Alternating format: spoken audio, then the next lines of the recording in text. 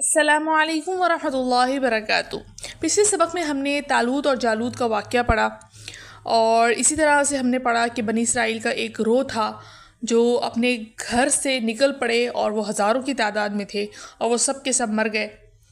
اللہ تعالیٰ نے ان کے ساتھ کیا معاملہ کیا، کس طرح سے ان کو زندہ کیا دوبارہ سے۔ اسی طرح سے طالوت اور جالوت کا کیا واقعہ تھا، حضرت داؤد علیہ السلام کا اس کے اندر کیا کردار تھا، تو یہ سب ہم نے پچھلے سبق میں پڑھا تھا۔ اگر آپ نے ابھی تک وہ ویڈیو نہیں دیکھی، لازمی جا کے وہ ویڈیو دیکھیں۔ اور اس سبق میں ہم پڑھنے والے ہیں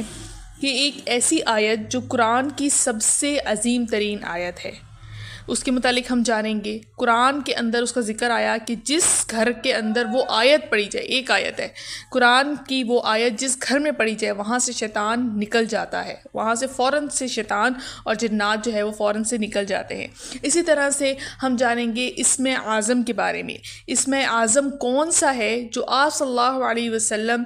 جس کے ذریعے دعا مانگا کرتے تھے اور وہ دعا فوراً قبول ہوتی تھی، اور اسی طرح قرآن کے اندر بھی اس کا ذکر آیا ہے، اور حضرت علی رضی اللہ عنہ سے بھی وہ اسم اعظم مروی ہے۔ تو اس سبق میں ہم اس کے بارے میں جانیں گے۔ تو دیر کس بات کی، شروع کرتے ہیں۔ اور اس سے پہلے آپ میرا چینل لازمی سبسکرائب کر دیں تاکہ آپ کے پاس تفسیر پہنچتی رہے، اور انشاءاللہ اگر رمضان آ رہا ہے تو تواتر کے ساتھ آپ کے پاس تفسیر پہنچتی رہے۔ تو شروع کرتے ہیں۔ بسم اللہ الرحمن الرحیم۔ شروع اللہ کے نام سے جو بڑا مہربان نہایت رحم کرنے والا ہے۔ تلکا یہ الرسول، سب رسول فضلنا ہم نے فضیلت دی، بعضهم ان کے بعض کو علی بعض بعض پر، منہم کچھ ان میں سے، من وہ ہے جن سے کلم اللہ نے کلام فرمایا، وا اور رفع اس نے بلند کیا، بعضهم ان کے بعض کو درجات درجوں میں، وا اور آتینا ہم نے دیے عیسی ابن مریم کو البینات واضح دلائل معجزات، وا اور ایدناہ ہم نے اسے قوت دی بروح القدس جبرائیل کے ساتھ، وا اور لو اگر شاء چاہتا اللہ ما تو نہ اقتتلا باہم لڑتے الذین وہ لوگ جو من بعدہم ہوئے ان رسولوں کے پیچھے، من بعد ما اس کے بعد جاءتہم آئی ان کے پاس البینات واضح نشانیاں، ولیکن اور لیکن اختلافو انہوں نے اختلاف کیا، فمنہم پس کچھ ان میں سے، من وہ ہیں جو آمنہ ایمان لائے، وا اور منہم کچھ ان میں سے وہ ہیں من جو جنہوں نے کفر کیا، وا اور لو اگر شاء چاہتا اللہ ما تو نہ اقتتلوا وہ باہم لڑتے، ولیکن اور لیکن اللہ یفعلو کرتا ہے ما جو یریدو وہ چاہتا ہے۔ یہ پیغمبر جو ہم نے بھیجے ہیں، ہم نے ان کو ایک دوسرے پر فضیلت عطا کی ہے، ان میں سے بعض وہ ہیں جن سے اللہ نے کلام فرمایا، اور ان میں سے بعض وہ ہیں جن کو اللہ تعالیٰ نے بلندی عطا فرمائی، اور ہم نے عیسیٰ ابن مریم کو کھلی نشانیاں دی ہیں اور روح القدس سے ان کی مدد فرمائی۔ اگر اللہ چاہتا تو ان کے بعد والے لوگ اپنے پاس روشن دلائل آ جانے کے بعد آپس میں نہ لڑتے، لیکن انہوں نے اختلاف کیا، چنانچہ ان میں سے کچھ وہ تھے جو ایمان لائے، اور ان میں سے کچھ وہ تھے جنہوں نے کفر کیا۔ اللہ تعالیٰ چاہتا تو یہ آپس میں نہ لڑتے، لیکن اللہ تعالیٰ وہی کرتا ہے جو وہ چاہتا ہے۔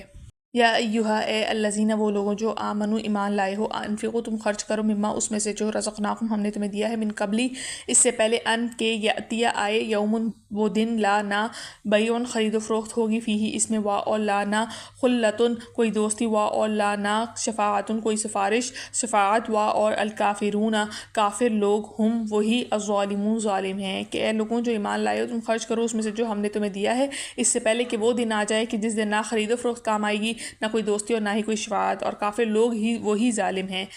اللہ لا نہیں الہ کوئی معبود الا سوائے ہوا اسی کے، الحی ہمیشہ زندہ رہنے والا ہے، القیوم سب کو سنبھالنے والا ہے، لا نہیں تاخذ آتی اس کو سنتن اون، وا اور لا نہ نوم نیند، لہو اسی کا ہے ما جو کچھ فی السماوات آسمانوں میں ہے، وا اور ما جو کچھ فی الارض زمین میں ہے، من کون ہے ذا وہ الذی جو یشفع شفاعت کرے، عندہ اس کے پاس، الا سوائے باذنہ اس کی اجازت کے، یعلم وہ جانتا ہے ما جو کچھ بین ایدیہم اس کے ان لوگوں کے سامنے ہے، وا اور ما جو کچھ خلفہم ان کے پیچھے ہے، وا اور لا نہیں یحیطون وہ احاطہ کر سکتے بشیء کسی چیز کا، من علمہ اس کے علم میں سے، الا سوائے بما اس چیز کے ساتھ جو شاء وہ چاہے، وسع گھیر لیا ہے، کرسیہ اس کی کرسی نے، السماوات آسمانوں کو، وا اور الارض زمین کو، وا اور لا نہیں یعودو تکاتی اس کو حفظہما ان دونوں کی حفاظت، وا اور ہوا وہ العلی بہت بلند تر ہے، العظیم نہایت عظمت والا ہے۔ اللہ وہ ہے جس کے سوا کوئی معبود نہیں، جو ہمیشہ زندہ رہنے والا ہے اور پوری کائنات کو سنبھالے ہوئے ہے، جس کو نہ اونگ آتی ہے اور نہ نیند، آسمانوں میں جو کچھ ہے اور زمین میں جو کچھ ہے سب اسی کا ہے، کون ہے جو اس کی اجازت کے بغیر کسی کی سفارش کر سکے، وہ سارے بندوں کے تمام آگے پچھلے کے حالات کو خوب جانتا ہے، اور وہ لوگ اس کے علم کی کوئی بات اپنے علم کے دائرے میں نہیں لا سکتے سوائے اس بات کے جسے وہ خود چاہے، اس کی کرسی نے سارے آسمانوں اور زمین کو گھیرا ہوا ہے، اور ان دونوں کی حفاظت سے اسے ذرا بھی بوجھ نہیں ہوتا اور وہ بڑا بلند تر اور نہایت ہی عظمت والا ہے۔ لا نہیں اکراہ کوئی زبردستی فی الدین دین میں قد تحقیق تبین واضح ہو چکی ہے، الرشد ہدایت من الغی گمراہی سے، فمن پھر جو شخص یکفر کفر کرے بالطاغوت طاغوت سے، اور یؤمن وہ ایمان لائے باللہ اللہ کے ساتھ، فقد تو تحقیق استمسک اس نے تھام لیا بالعروۃ کڑا الوثقی مضبوط، لا نہیں ہے انفصام ٹوٹنا لہا اس کے لیے، اور اللہ سمیع خوب سننے والا، علیم خوب جاننے والا ہے۔ دین میں کوئی زبردستی نہیں ہے، تحقیق واضح ہو چکی ہے ہدایت گمراہی سے، پھر جو شخص کفر کرے طاغوت سے اور ایمان لائے اللہ تعالیٰ کے ساتھ، تو تحقیق اس نے تھام لیا مضبوط کڑا اور جس کا ٹوٹنا نہیں ہے، اور اللہ تعالیٰ خوب سننے والا اور جاننے والا ہے۔ اللہ ولی دوست ہے، الذین ان لوگوں کا جو آمن و ایمان لائے، یخرجہم وہ ان کو نکالتے ہیں من الظلمات اندھیروں سے، الی النور روشنی کی طرف، اور الذین وہ لوگ جنہوں نے کفر کیا، اولیاءہم ان کے دوست ہیں، الطاغوت شیطان،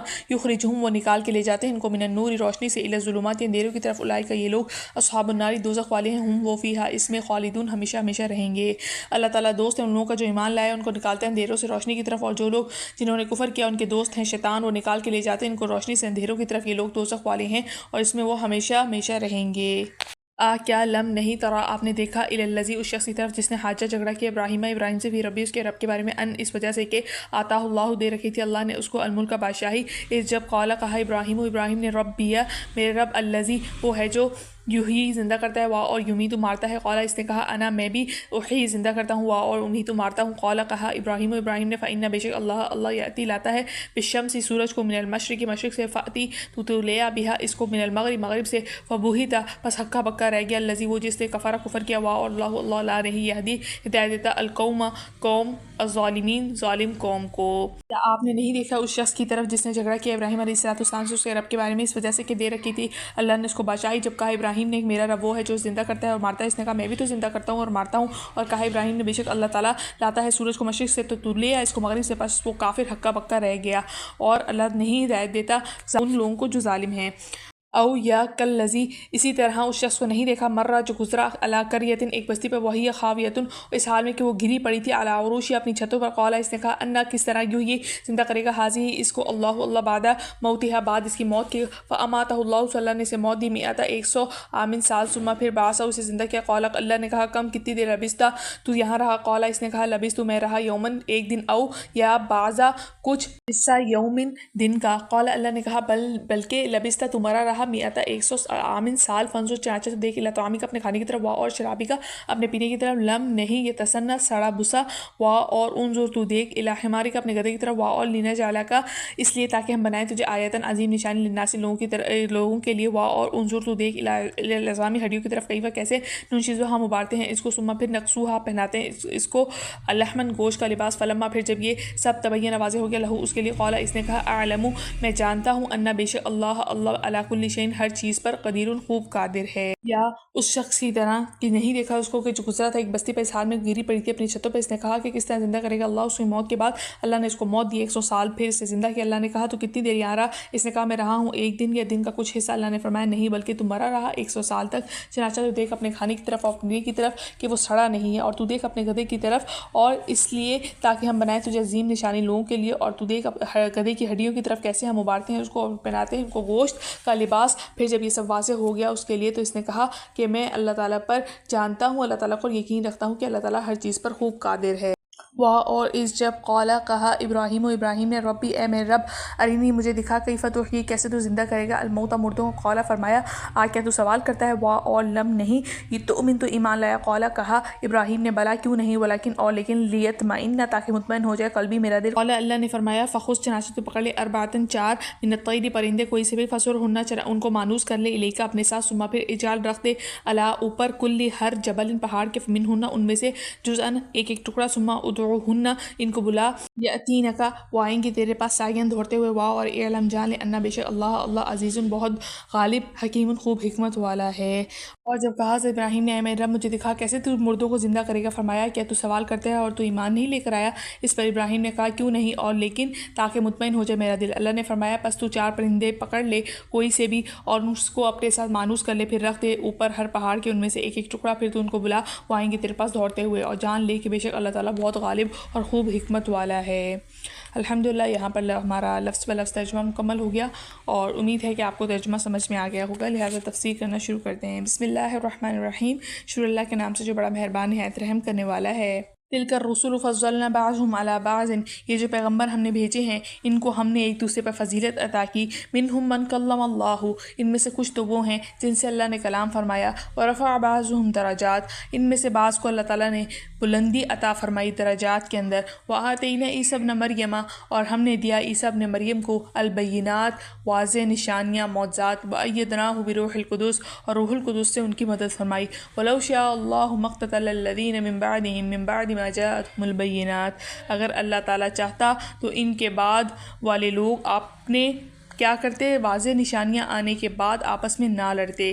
ولیکن اختلفوا، لیکن انہوں نے خود ہی اختلاف کیا۔ فمنہم، تو ان میں سے من آمنا، کچھ جو ایمان لے آئے، ومنہم من کفر، ان میں سے کچھ ایسے تھے جو انہوں نے کفر اختیار کیا۔ ولو شاء اللہ ما اقتتلوا، اگر اللہ تعالیٰ چاہتا تو وہ آپس میں نہ لڑتے۔ ولیکن اللہ یفعل ما یرید، لیکن اللہ تعالیٰ وہی کرتا ہے ما یرید، جو وہ چاہتا ہے۔ بارے میں بتا رہے ہیں کہ کچھ تو ہمارے وہ پیغمبر ہیں جو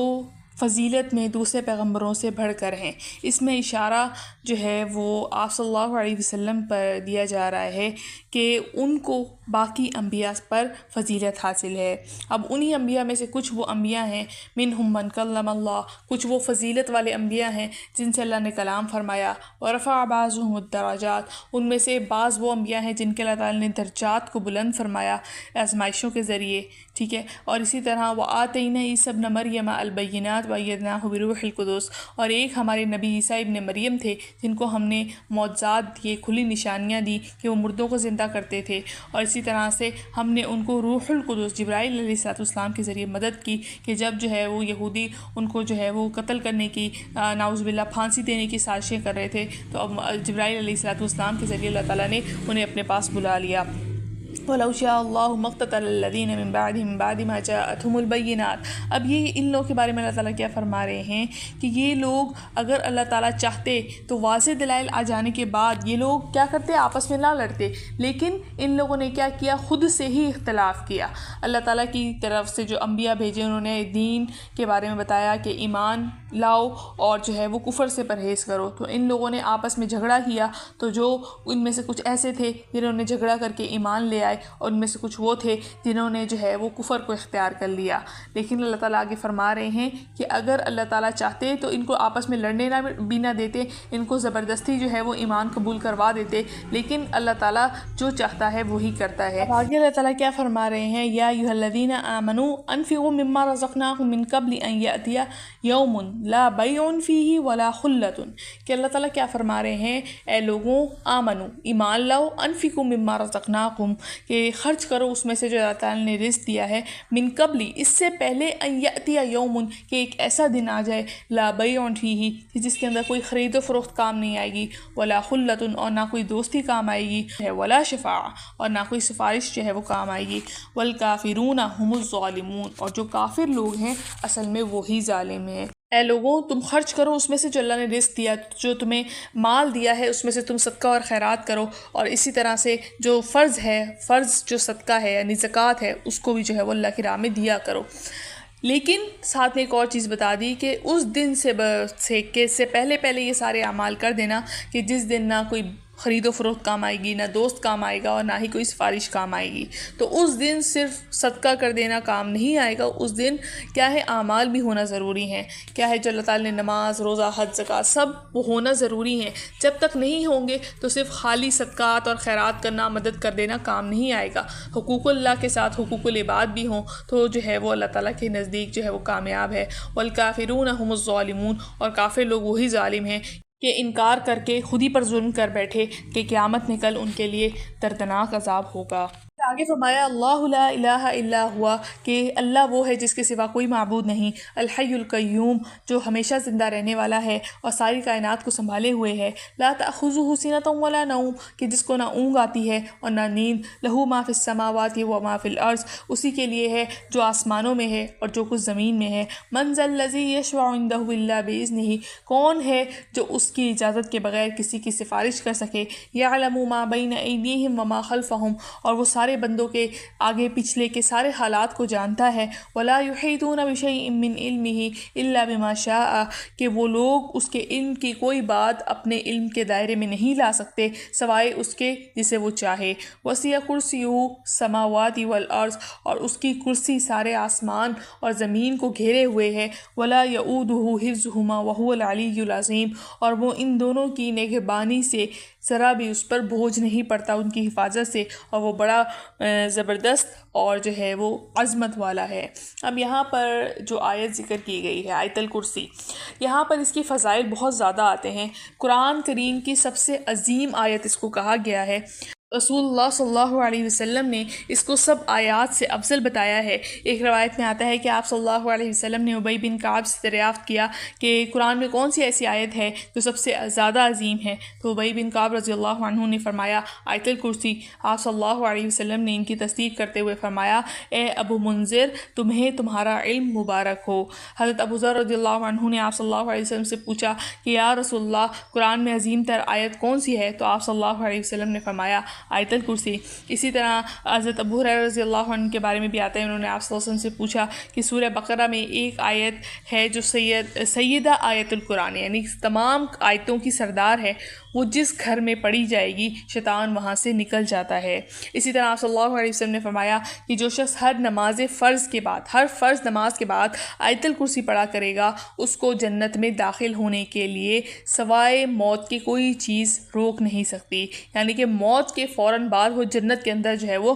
داخل ہو جائے گا، اور اس کو جنت کے جو راحت ہے، آرام ہے، اس کا مشاہدہ کرنے لگے گا۔ یعنی کہ موت کے بعد قبر میں پہنچے گا تو قبر میں سے ہی اس کو جو ہے وہ جنت کے آثار نظر آئیں گے، راحت اور آرام جو ہے وہ اس کو پہنچے گا۔ اس آیت میں اللہ تعالیٰ نے اپنی توحید کی، ذات اور صفات کی ایک عجیب اور غریب انداز کے اندر بیان فرمایا ہے کہ اللہ تعالیٰ کا موجود ہونا، زندہ ہونا، سمیع اور بصیر ہونا، اس کو یہاں پر جو ہے وہ ذکر فرمایا ہے کہ اس کی اجازت کے بغیر کوئی اس کے سامنے بول نہیں سکتا، وہ ہمیشہ سے زندہ ہے اور وہ ہمیشہ ہی جو ہے وہ زندہ رہے گا۔ اسی طرح اس نے پوری زمین کو تھاما ہوا ہے، اس کو نہ اونگ آتی ہے اور نہ نیند۔ دیکھیں نیند جو ہے وہ پوری سونے کی کیفیت کا نام ہے، تو اللہ تعالیٰ نے فرما دیا کہ نیند سے پہلے جو ایک اونگ آتی ہے، سونے کی کیفیت آتی ہے، وہ بھی اللہ تعالیٰ کو نہیں آتی، اللہ تعالیٰ اس سے پاک ہیں۔ اسی طرح آسمان میں جو کچھ ہے، زمین میں جو کچھ ہے، سب اللہ تعالیٰ کا ہے۔ اللہ تعالیٰ کی اجازت کے بغیر کل قیامت میں کوئی سفارش نہیں کر سکے گا،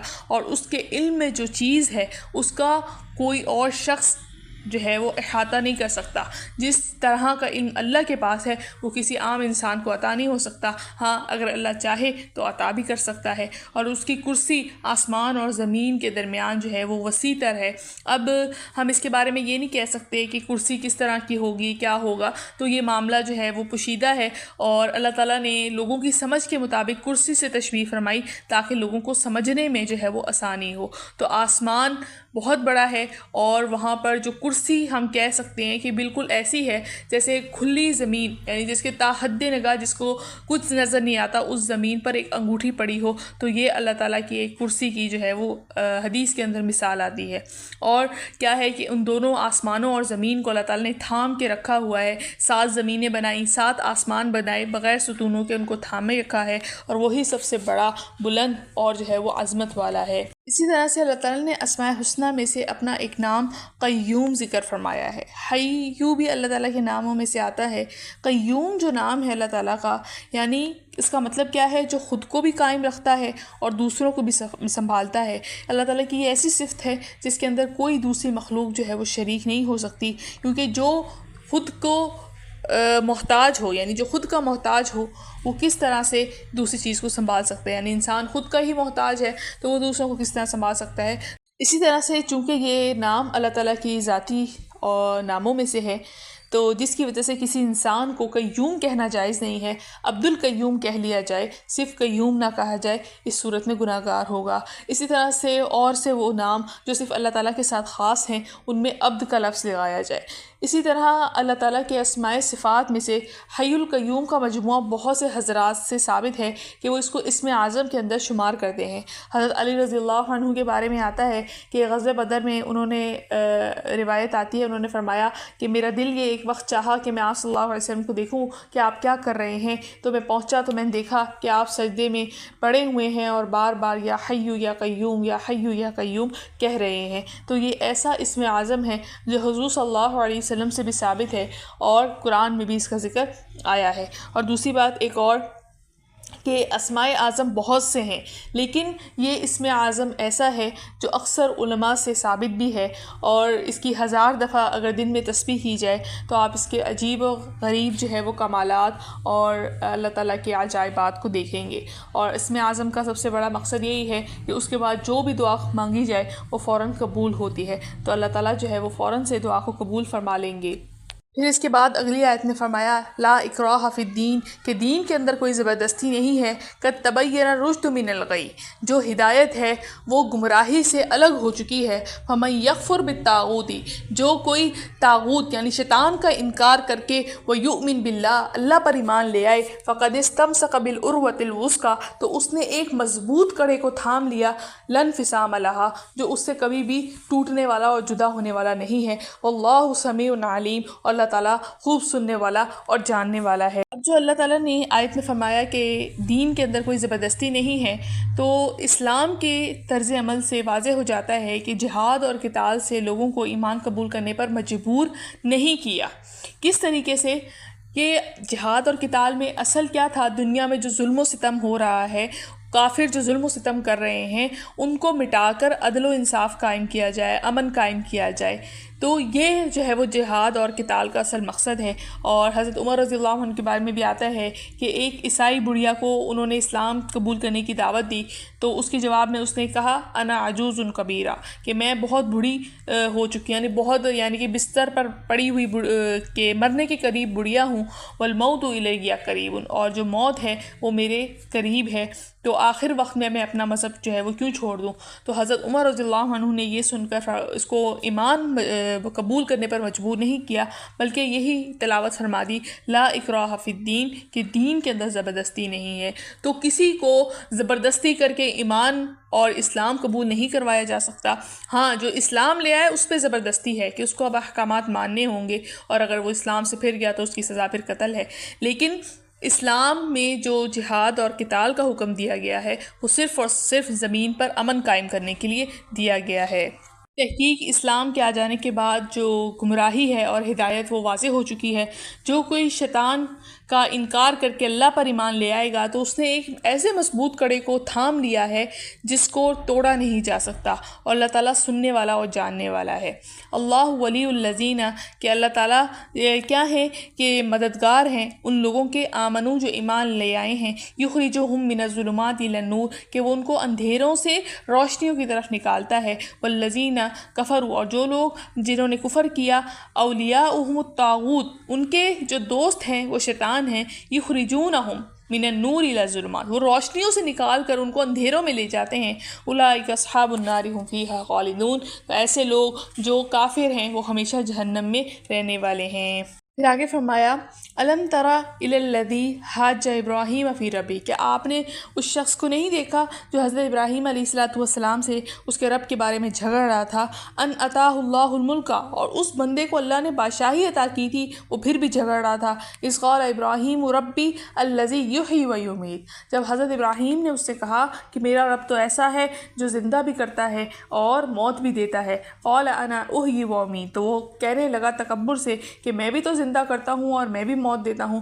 قال ابراہیم فإن اللہ یأتی بالشمس من المشرق فأتی بها من المغرب، تو حضرت ابراہیم نے کہا کہ اچھا اللہ تو سورج کو مشرق سے نکالتا ہے، تم ذرا مغرب سے تو نکال کے دکھاؤ، فبہت الذی کفر، اس پر وہ کافر ہکا بکا رہ گیا، واللہ لا یہدی القوم الظالمین، اور اللہ تعالیٰ ایسے ظالموں کو ہدایت نہیں دیتا۔ یہ واقعہ بابل کے شہر کے بادشاہ نمرود کا ہے، جو خدا خدا بنا بیٹھا تھا اور اس نے یہ دعویٰ کیا تھا کہ وہ لوگوں کو زندگی بھی دیتا ہے موت بھی دیتا ہے۔ اس کا مطلب یہ تھا کہ میں بادشاہ ہونے کی وجہ سے جس کو چاہوں موت کے گھاٹ اتار دوں اور جس کو چاہوں زندہ چھوڑ دوں، تو مارنا بھی میرے ہاتھ میں ہے اور زندہ چھوڑنا بھی میرے ہاتھ میں ہے۔ تو اس پر حضرت ابراہیم علیہ السلام نے جواب دیا کہ میرا رب تو ایسا ہے جو زندگی اور موت تو دیتا ہی ہے، لیکن تم میرے ساتھ اگر ایسی بات کرتے ہو تو ذرا اس بات کا جواب تو دو، میرا رب تو مشرق سے سورج نکالتا ہے، اگر تم سچ میں زندگی اور موت دینے پر قادر ہو تو ذرا سورج کو مغرب سے تو نکال کر دکھا دو۔ تو حضرت ابراہیم کے اس طرح کی بات کرنے کے بعد اس کے پاس کوئی جواب نہیں تھا، اور اس نے جو ہے وہ حق کو قبول کرنے کے بجائے خاموش ہو گیا، اور حق کو قبول کرنے کے بجائے اس نے الٹا حضرت ابراہیم علیہ السلام کو پہلے قید میں ڈالا اور پھر آگ میں ڈالنے کا حکم دے دیا، جس کا ذکر قرآن کریم کی سورہ انبیاء اور سورہ عنکبوت اور سورہ صافات میں آئے گا، تو وہاں پر انشاءاللہ ہم پورا نمرود کا جو واقعہ ہے وہ صحیح سے او کالذی مر علی قریۃ وہی خاویۃ علی عروشها، یا تم نے اس جیسے شخص کے واقعے پر غور نہیں کیا جس کا ایک بستی پر سے گزر ہوا جب وہ کس کے چھتوں کے بل گری پڑی تھی، چھتیں پہلے گری پھر اس کے اوپر جو ہے وہ دیواریں گری۔ قال انا یحیی هذه اللہ بعد موتها،